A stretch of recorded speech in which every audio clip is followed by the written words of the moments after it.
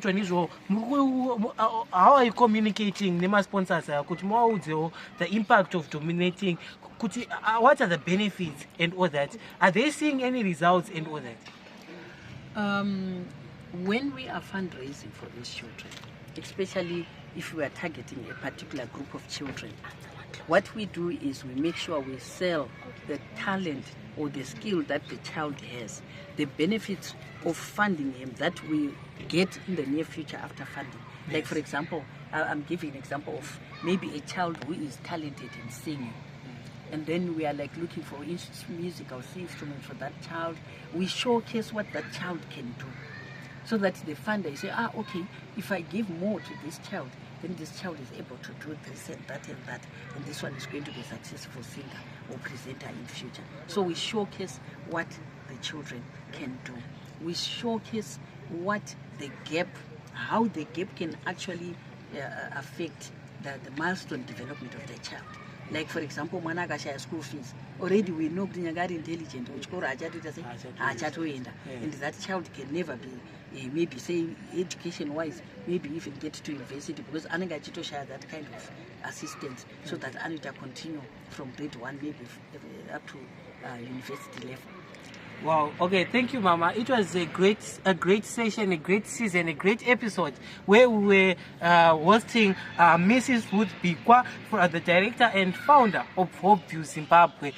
In closing, and while you are giving your conclusion, I have one last question. As you answer that question, you also give us your conclusion and your closing remarks. What are the challenges and common challenges you face when seeking sponsorship for rural initiatives and for these less privileged initiatives? Okay, thank you. I think the major challenge is our location. Okay.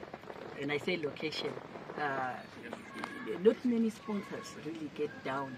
Like, for example, we've got a lot of embassies in the country. Yes. Not many of them have actually come down to sponsor small organizations that have not received funds and used the funds and were audited.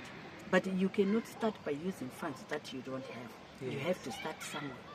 So the major challenge is for that funding to come, because starting from a community-based organization and you don't receive any funding, and then you are there even as a registered PVO, yes, you can do, the capacity is there, the commitment, the passion is there, but what is lacking now is the funds, because you are not trusted with money, because you have not held any money before and used as an organization. Wow. That is one of our greatest challenges, being a small organization. And maybe with what has happened, I do understand, because a lot has happened in terms of funds that have been misappropriated. Yes. I understand. But we are also saying, as hopeful, try us. We will make sure we use the money for the intended beneficiaries. We will make sure that we report and agree on what we are going to do with the monies.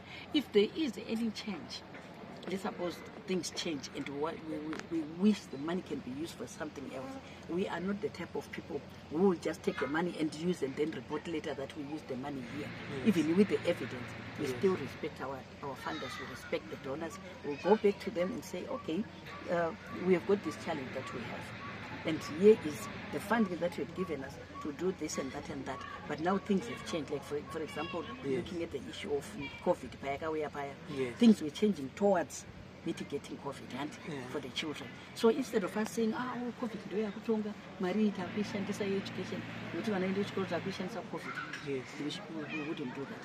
Go back to the funder, agree, because we have a signed agreement to say this is how we are going to use the funds. Okay. So we go back to them and we negotiate for that funds to be used for something else. And when we agree, we use the funds for that.